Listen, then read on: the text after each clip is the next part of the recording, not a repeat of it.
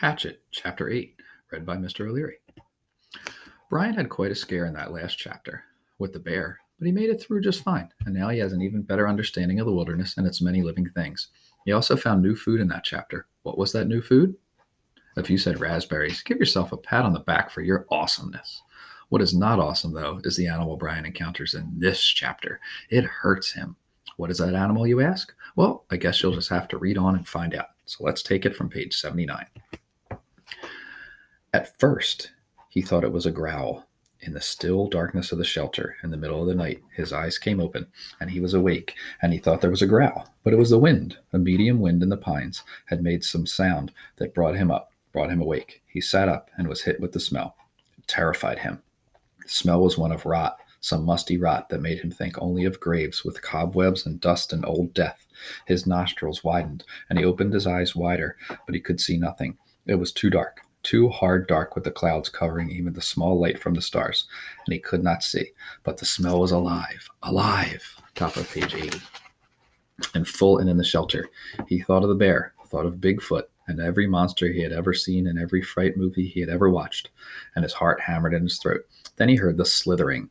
A slithering, brushing sound near his feet, and he kicked out as hard as he could, kicked out and threw the hatchet at the sound, a noise coming from his throat, but the hatchet missed, sailed into the wall where it hit the rocks with a shower of sparks, and his leg was instantly torn with the pain, as if 100 needles had been driven into it. Ugh! Now he screamed with the pain and fear, and skittered on his backside up into the corner of the shelter, breathing through his mouth, straining to see, to hear. The slithering moved again. He thought toward him at first, and terror took him, stopping his breath. He felt he could see a low dark form, a bulk in the darkness, a shadow that lived. But now it moved away, slithering and scraping, and moved away, and he saw or thought he saw it go out the door opening. He lay on his side for a moment, then pulled a rasping breath in and held it. Listened for the attacker to return. When it was apparent that the shadow wasn't coming back, he felt the calf of his leg, where the pain was centered and spreading to fill the whole leg. Top 81.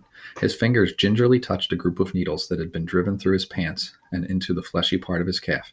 They were stiff and very sharp on the ends that stuck out, and he knew then what the attacker had been. A porcupine had stumbled into his shelter, and when he had kicked it, the thing had slapped him with its tail of quills. He touched each quill carefully. The pain made it seem as if dozens of them had been slammed into his leg, but there were only 8, pinning the cloth against his skin. He leaned back against the wall for a minute. He couldn't leave them in. They had to come out, but just touching them made the pain more intense. So fast, he thought, so fast things change. When he'd gone to sleep, he had satisfaction, and in just a moment it was all different. He grasped one of the quills, held his breath, and jerked. It sent pain signals to his brain in tight waves, but he grabbed another, pulled it, then another quill. When he had pulled 4 of them, he stopped for a moment. The pain had gone from being a pointed injury pain to spreading in a hot smear up his leg, and it made him catch his breath. Some of the quills were driven in deeper than others, and they tore when they came out. He breathed deeply twice, left half of the breath out, and went back to work. Jerk, pause, jerk. And 3 more times before he lay back in the darkness done. The pain filled his leg now, and with it came new waves of self-pity. Sitting alone in the dark, his legs aching, some mosquitoes finding him again, he started crying. It was all too much, just too much, and he couldn't take it. Not the way it was. I can't take it this way, alone with no fire and in the dark.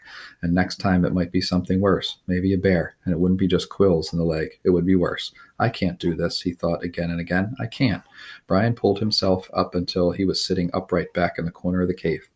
He put his head down on his arms across his knees with stiffness, taking his left leg, and cried until he was cried out.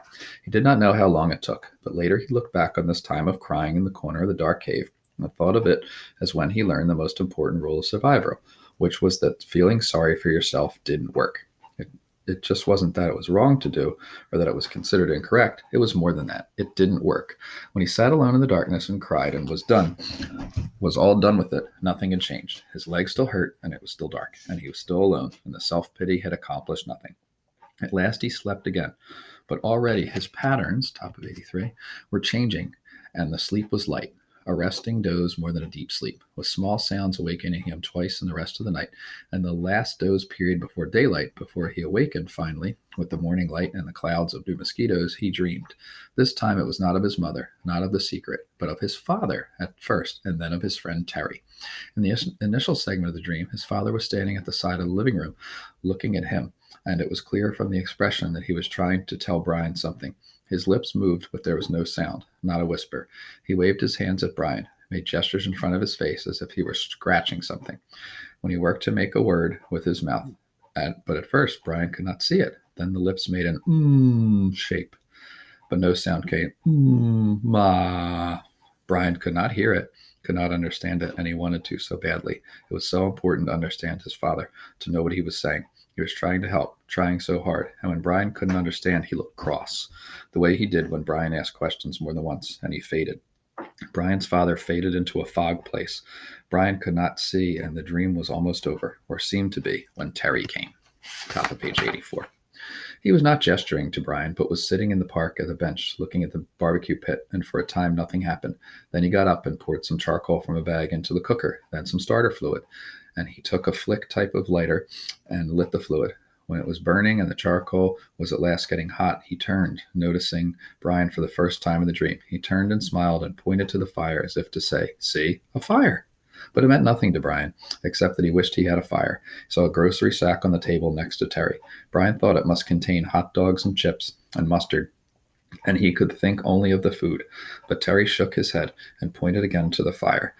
And twice more he pointed to the fire, made Brian see the flames, and Brian felt his frustration and anger rise. And he thought, all right, I see the fire, but so what? I don't have a fire. I know about fire. I know I need a fire. I know that. His eyes opened, and there was light in the cave, a gray, dim light of morning.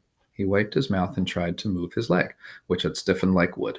There was thirst and hunger, and he ate some raspberries from the jacket. They had spoiled a bit, seemed softer, mushier, but still had a rich, top of page 85, sweetness.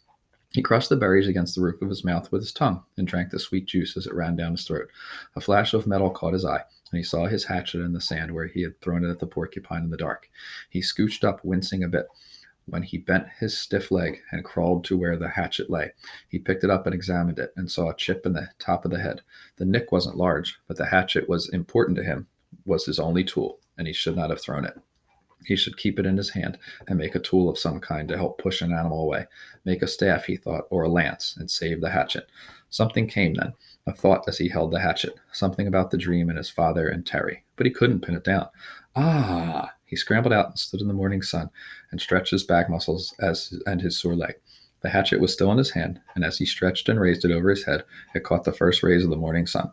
The first faint light hit the silver of the hatchet, and it flashed a brilliant gold in the light, like fire. That is it, he thought, what they were trying to tell me. Fire. The hatchet was the key to it all. When he, top of page 86, threw the hatchet at the porcupine in the cave and missed and hit the stone wall, it had showered sparks, a golden shower of sparks in the dark, as golden with the fire as the sun was now. The hatchet was the answer. That's what his father and Terry had been trying to tell him. Somehow he could get fire from Hatchet. The sparks would make fire. Brian went back into the shelter and studied the wall. It was some form of chalky granite or sandstone, but embedded in it were large pieces of a darker stone, a harder and darker stone. Only took him a moment to find where the hatchet had struck. The steel had nicked into the edge of one of the darker stone pieces. Brian turned the head backward so he could strike with the flat rear of the hatchet and hit the black rock gently, too gently, and nothing happened.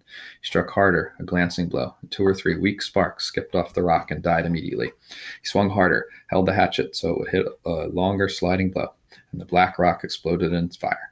Sparks flew so heavily that several of them skittered and jumped on the sand beneath the rock. And he smiled and struck again and again.